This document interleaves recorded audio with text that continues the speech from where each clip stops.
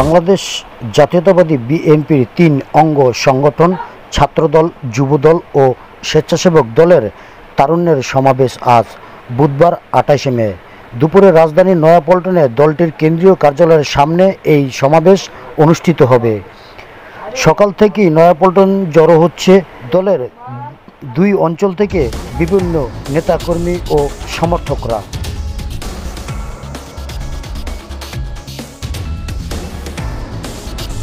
আজকের সমাবেশে ঢাকা, সিলেট, ফরিদপুর ও ময়মনসিংহ থেকে ১৫ লক্ষ তরুণ তরুণীদের জমায়েত হবে বলে আশা করছেন দলটির শীর্ষ নেতারা। সমাবেশে প্রধান অতিথি হিসেবে ভার্চুয়াল যুক্ত হবেন বিএনপির ভারপ্রাপ্ত চেয়ারম্যান তারেক রহমান। তিনি তরুণ প্রজন্মের উদ্দেশ্যে রাষ্ট্রচিন্তা, রাজনৈতিক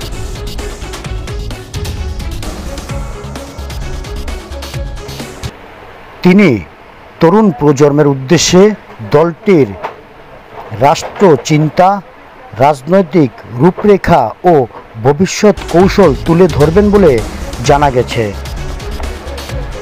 সমাবেশে আরও উপস্থিত থাকবেন বিএনপির স্থায়ী কমিটির সদস্যরা। তাদের মধ্যে রয়েছেন খন্দকার মোশাররফ হোসেন, ডক্টর আব্দুল মঈন খান, আমির খসরু মাহমুদ চৌধুরী এবং সালাউদ্দিন আহমেদ।